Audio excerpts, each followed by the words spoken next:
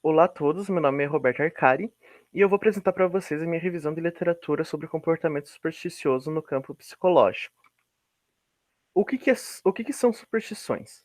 Ela deriva do latim, que significa falsa religião. Então, superstições têm a ver com crenças que elas não são nem religiosas e nem científicas.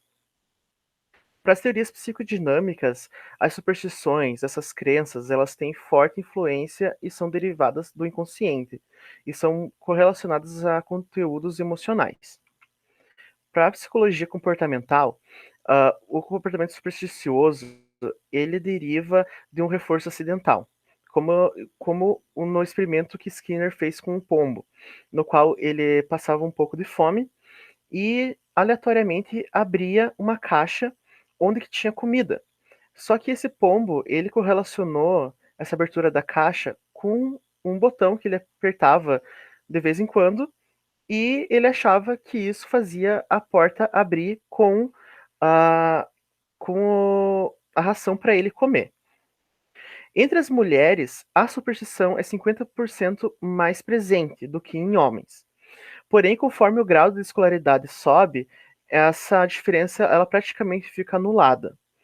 Pro Benvenuti, ele explica que as pessoas com maior grau de escolaridade são mais suscetíveis a superstições do que pessoas com grau mais baixo. Isso correlaciona também com quanto menor a escolaridade do indivíduo, mais cético ele é em relação às superstições, principalmente aquelas que são tradicionais, né? E isso também explica o porquê que as superstições elas são mais presentes com pessoas que têm esse maior contato com a realidade. Porque quanto maior o teu estudo, maior teu contato com essa realidade. O meu método, então ele fica com o elemento de uma pesquisa documental de natureza exploratória. As bases que eu procurei foi o IndexPC, o Cielo, o Lilacs e o PPSIC. Os escritores que eu usei foi superstições, comportamento supersticioso. E o período que eu analisei foram de todas as datas que eu consegui encontrar, porque como vocês vão ver, são poucos artigos. Os critérios de inclusão são artigos indexados, escritos no campo da psicologia, publicados em países de idioma de português, e ainda pesquisas quantitativas, qualitativas, revisões de literatura e estudos clínicos.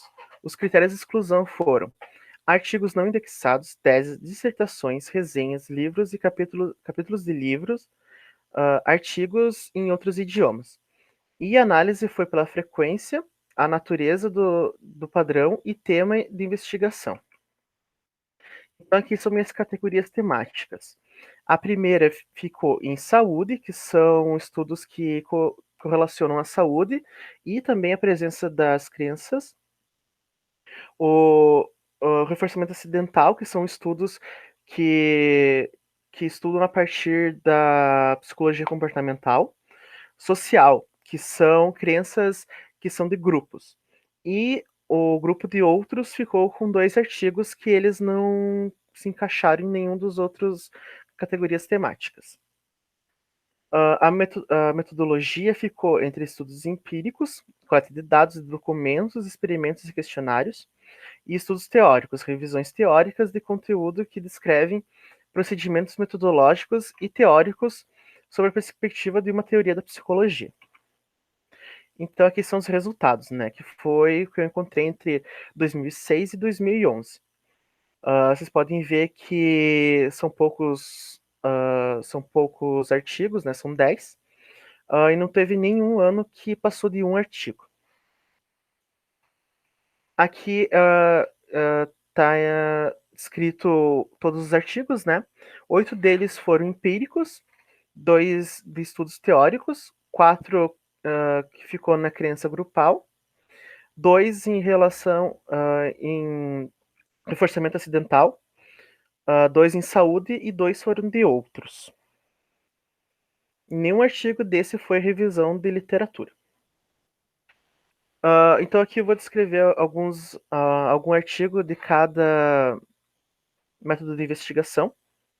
Então, no Benvenuti, que ele discute a contribuição dos analistas do comportamento para a compreensão do contato com a realidade e distorção dela na aquisição dos comportamentos supersticiosos, bem na teoria comportamental. Estudos empíricos, então, aqui o que eu separei foi o do Menandro, de 2014, que levantou durante 20 dias 8 reportagens e organizou elas, 18 reportagens, e organizou elas em 4 grupos, né? O primeiro grupo são menções de coincidências entre fatos ocorridos em campeonatos anteriores e os atuais. Esses campeonatos, esse aqui em 2014 foi sobre a Copa do Mundo. Então ali ele pegou menções de pessoas que falavam sobre acontecimentos de Copas anteriores para que aconteciam agora e correlacionavam isso. O segundo grupo ficou em uso de amuletos por torcedores para trazer sorte. O no terceiro, a prática de jogadores para dar sorte. O 4 é a presença de superstições na equipe técnica. Então, as categorias temáticas em crenças grupais, o Boruchovich investigou crenças sobre inteligência, esforço e sorte entre alunos do ensino fundamental, né? Por meio de entrevistas, a sorte foi definida como ganhar algo inesperado. A inteligência foi correlacionada à sabedoria. A concepção de inteligência como capacidade de aprender. Então, eles falavam que essa capacidade de aprender tem a ver com a sabedoria daquela pessoa, né? Reforçamento acidental, pesquisa feita para identificar crenças causadas por reforço acidental, né? O Cardoso, o Brito e o Simonazzi, no artigo de comportamento supersticioso em estudantes universitários, eles realizaram um experimento com 10 alunos da PUC de Goiás.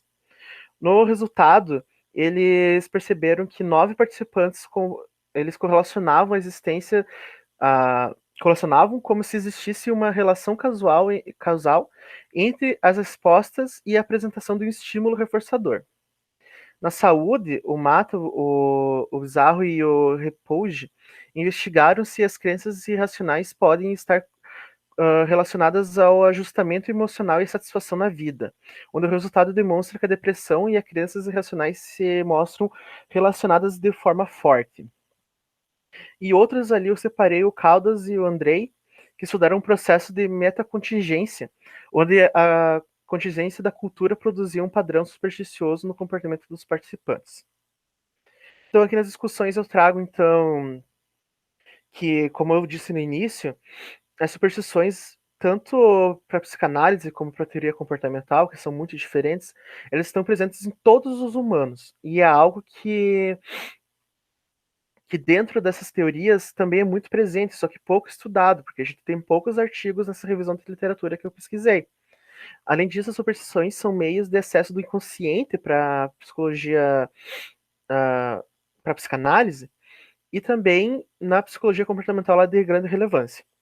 Os profissionais psicólogos, por manterem estreita ligação com a saúde psíquica humana, tornam-se os principais agentes na análise das superstições. Então, cabe a nós, psicólogos, né, e futuros psicólogos, fazermos mais pesquisas nessa área que é de tão importância. Então, aqui são as minhas referências. E no final, agora, eu agradeço tanto ao Noesc quanto ao meu orientador por me darem essa oportunidade. E para quem tiver qualquer dúvida, aqui embaixo está o meu e-mail da UNOESC, que pode entrar em contato comigo que eu respondo. Muito obrigado.